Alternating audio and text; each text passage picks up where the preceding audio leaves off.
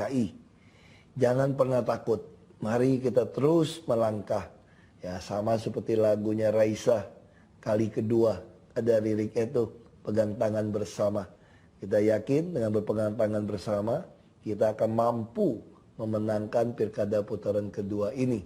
Jadi jangan pernah takut, dengan keikhlasan kita mau membantu rakyat banyak.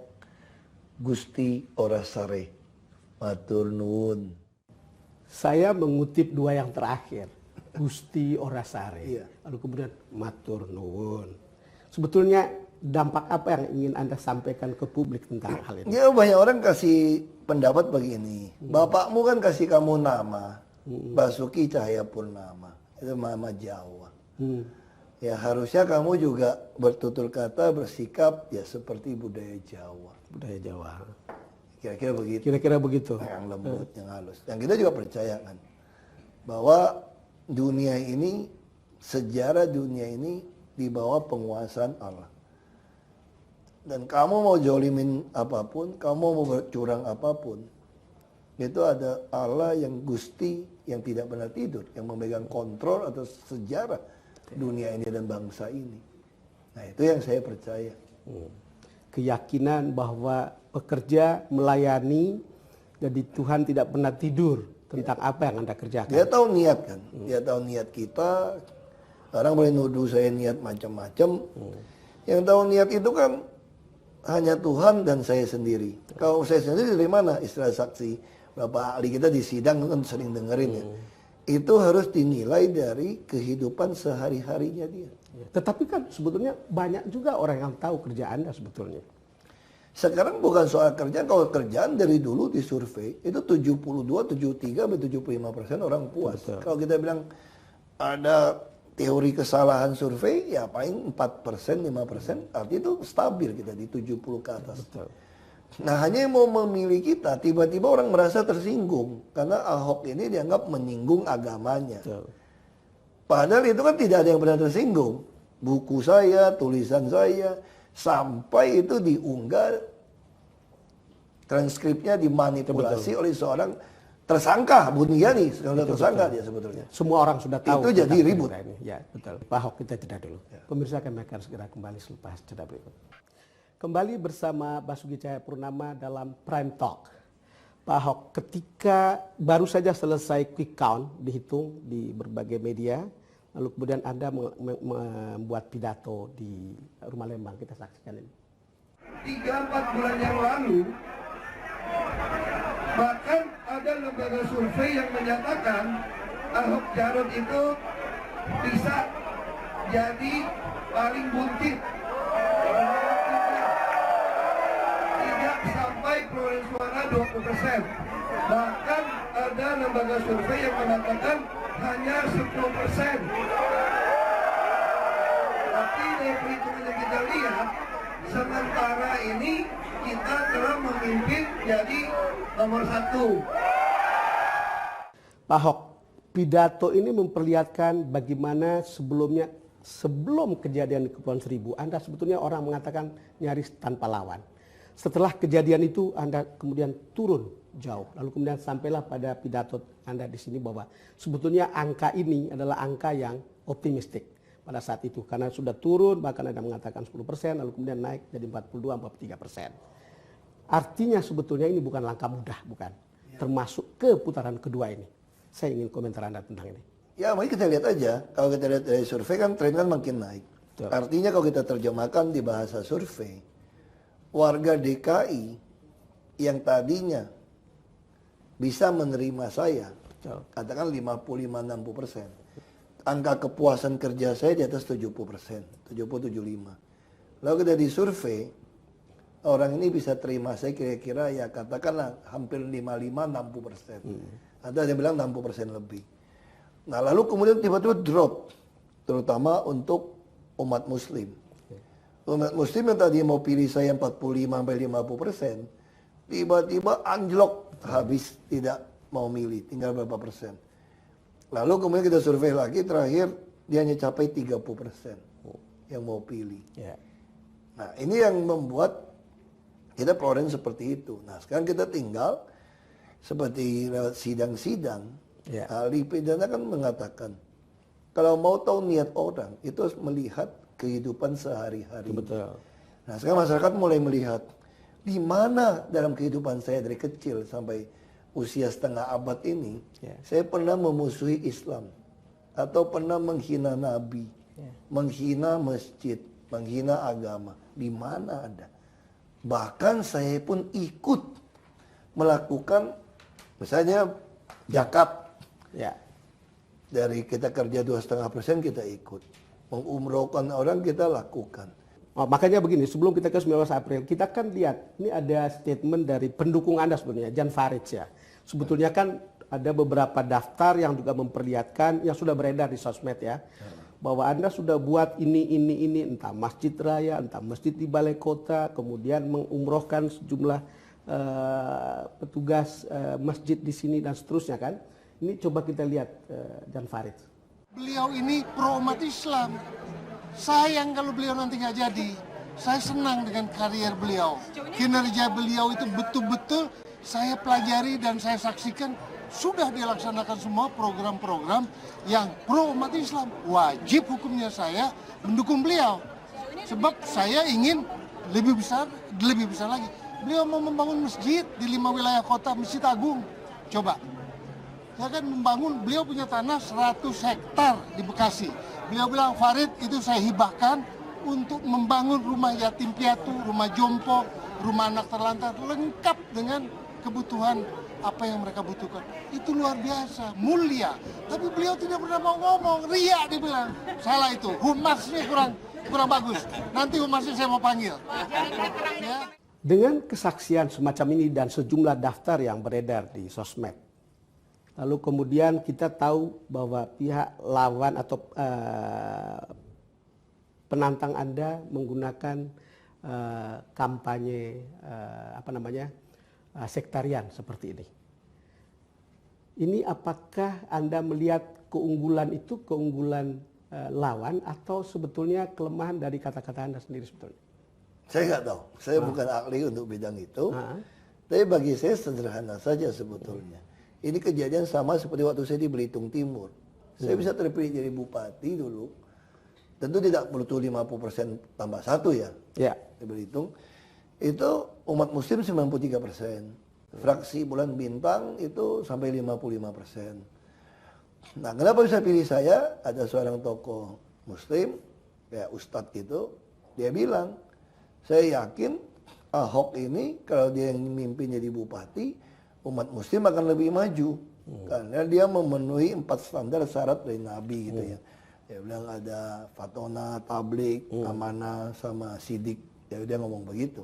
Nah, ini yang membuat umat muslim di sana memilih saya. Nah, ini menarik gitu loh. Nah, ini juga dikatakan oleh Pak Jan Farid. Sekarang dia bilang, mana ada gubernur yang bangun masjid begitu besar. Yang membantu guru ngaji. Pak Jarod sama Pak Basuki sudah melakukan itu semua. Lalu kemudian itu seperti tidak terasa cukup. Saya kira lakukan saja. Kita pengen tahu dari 19 April. Ya. Orang pilihannya apa? Kalau kita gunakan teori politik gitu ya. Kalau Anda misalnya di Amerika yang katanya itu sumber demokrasi pertama itu kan. Kalau Anda kepuasan kepada kinerja Anda sudah capai 40% saja. Orang sudah nggak berani, ini bahkan nggak berani nantang Anda. Ya. Dan kita 70% stabil, nggak pernah turun gitu loh. Nah, orang nggak mau terima kan cuma gara-gara kasus dianggap saya menista agama. Semua orang akan marah dong kalau agamanya dinista. Tapi saya harap melalui proses yang panjang ini, ada putaran kedua ini, kesadaran ini mulai muncul. Tapi di lapangan untuk orang yang bisa berdebat juga, menafsirkan ayat yang saya jadi di sidang. Kalau Anda pilih Ahok, Anda juga dianggap kafir masuk neraka. Nah, itu juga ada beberapa orang bilang saya takut masuk neraka ini. Karena memilih Anda gitu kan. Nah, sekarang kita tinggal lihat saja. Artinya gini, ini menarik 19 April ini. Artinya kita pengen lihat. Ini udah bukan bicara program. Kalau Anda bicara program, Anda akan pilih saya kembali kok. Pak Ahok, pernah nggak merasa misalnya bagaimana kemudian statement Anda di Kepulauan Seribu itu sampai kemudian membuat perjalanan Anda seperti sekarang ini? Saya nggak pernah mau pikirkan. Saya percaya segala sesuatu di bawah kontrol pemeliharaan Tuhan. Sama saya ketika di Bangka Belitung, saya dicurangin pun kalah tidak jadi gubernur. Saya katakan itu pun atas seizin Tuhan. Coba kalau saya mau ngotot, mau gugat, mau macam-macam, mau nyogok, saya mungkin nggak jadi gubernur DKI. Nah saya percaya segala sesuatu. Istilah kalau pepatah Tiongkok kuno gini, saya bilang sama orang yang ngomong sama saya. Ini istilah Tiongkok kuno. Sebelum bunyi 4 paku di atas peti mati kamu, kamu nggak usah klaim kamu hebat deh. Sebelum bunyi 4 paku di atas Ya kan peti Tiongkok mati. kan kalau Ya, mati betul. taruh di peti mati Betul, dong. betul. Kamu nggak usah klaim kamu hebat deh. Nah kita lihat aja.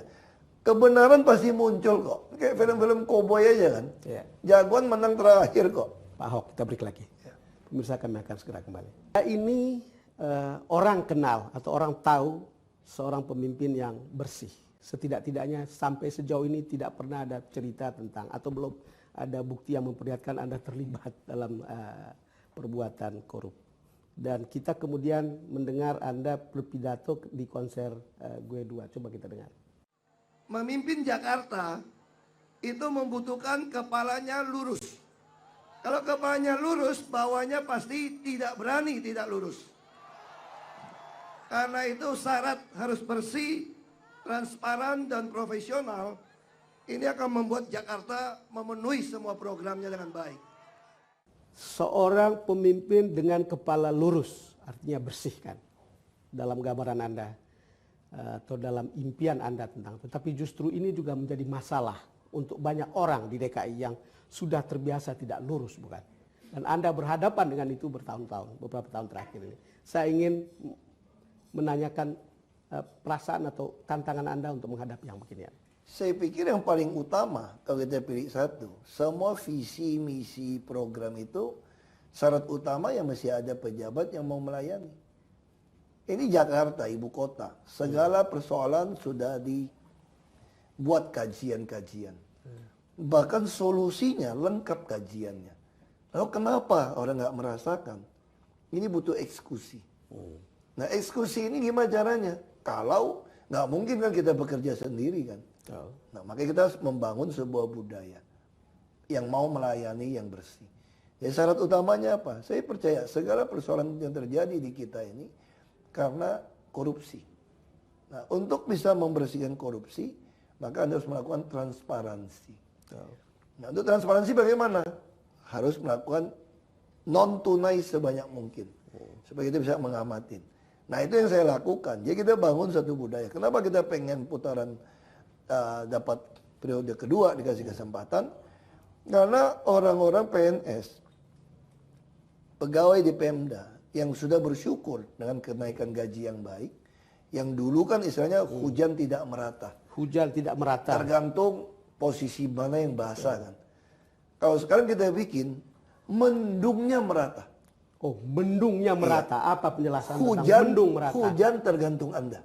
Karena kita membuat ada KPI, ada kinerja performance indicator. Semua orang ada nilainya nih. Jadi kita bikin mendungnya sama. Kamu kalau kerja baik, ini dapatnya banyak. Nah makanya sekarang PNS yang paling rendah di DKI dapat bawa pulang 13 juta. Yang eselon 4 itu 30 jutaan. Yang eselon 2 itu udah hampir 70 juta. Nah kayak Sekda itu udah bisa dapat 125 juta.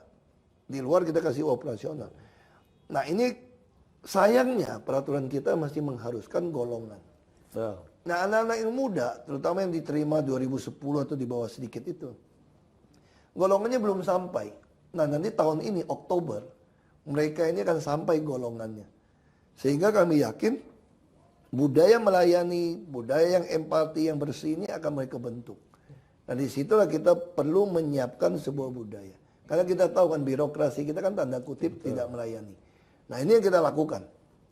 Pak Ahok, jadi kalau tentang Anda bersih, itu kan menjadi cerita yang sudah umum ya. Termasuk pada cerita terakhir yang menggemparkan soal ramenya orang menjarah tanda kutip IKTP. Anda justru menjadi lain di situ. Di majalah Tempo pun Anda disebut namanya, tetapi sebagai pengecualian bahwa Anda merasa Anda tidak pernah ikut dalam korupsi yang rame-rame ini? Penjelasan Anda.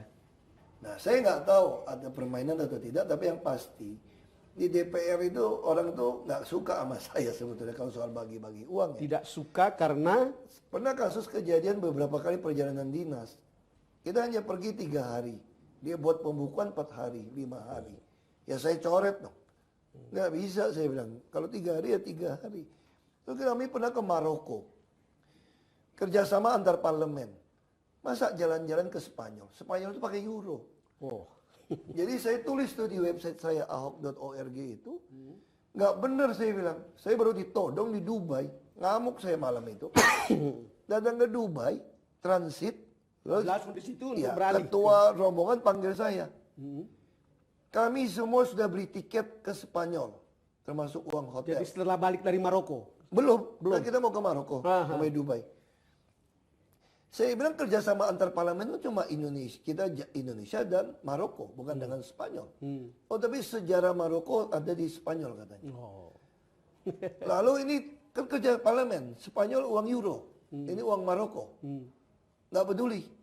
Jadi kalau Anda tidak mau ikut, maka Anda akan dipotong semua uang perjalanan Anda ke Maroko. Jadi uang ini saya nggak mau terima. Yang ke Spanyol saya nggak mau terima. Nggak mau terima, tapi uang tiket dan pesawat dan hotel yang sudah kami booking tanpa izin saya itu, Anda harus bayar sekarang. Oh. Jadi saya malam itu di Dubai hanya terima $100. Kayaknya hitungannya sampai ke Maroko. Uang ke sana nggak boleh. Nah misalnya sekarang kalau kita dicek ya, Ahok jalan-jalan nggak ke Spanyol. Pasti ada nama saya. Pasti ada nama. Tapi kan saya coret. faktanya Anda. Saya bayar tuh tiket akhirnya, tapi saya nggak pergi. Bisa cek. Nah itu yang saya katakan, kurang ajarnya oknum-oknum di sana. Ada nggak media yang tulis, saya bilang? Nggak ada. Kalau di dalam kasus IKTP ini Nah murid. itu yang saya bilang, setelah kejadian-kejadian itu, saya yakin anggota oknum di Dewan itu kalau bagi-bagi duit, nggak berani kasih ke saya. Orang perjalanan dinasnya saya balikin kok. Itu yang saya katakan karakter. Apa di situ disebut di IKTP.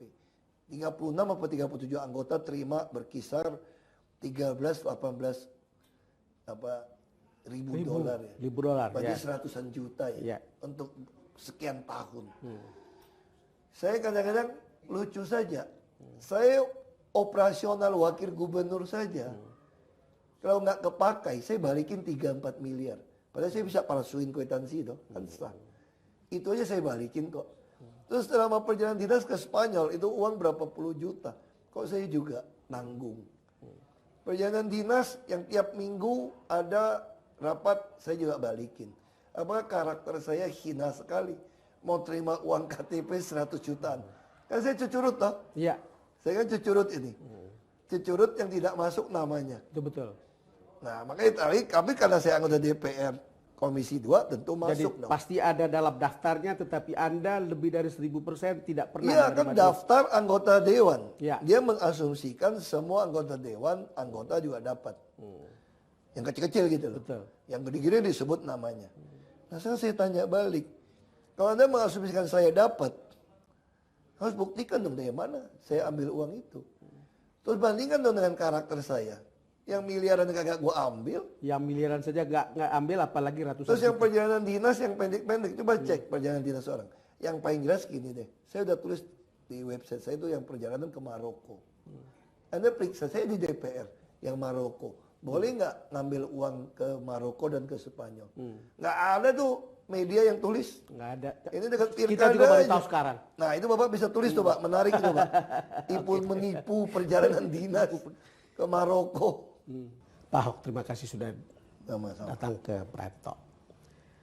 Pemirsa, demikian perbincangan saya dengan Basuki Cahayapurnama.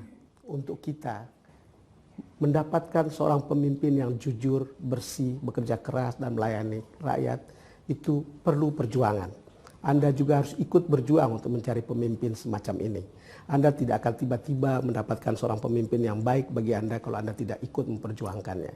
Terima kasih karena sudah bersama kami. Sampai jumpa lagi dalam kesempatan berikutnya.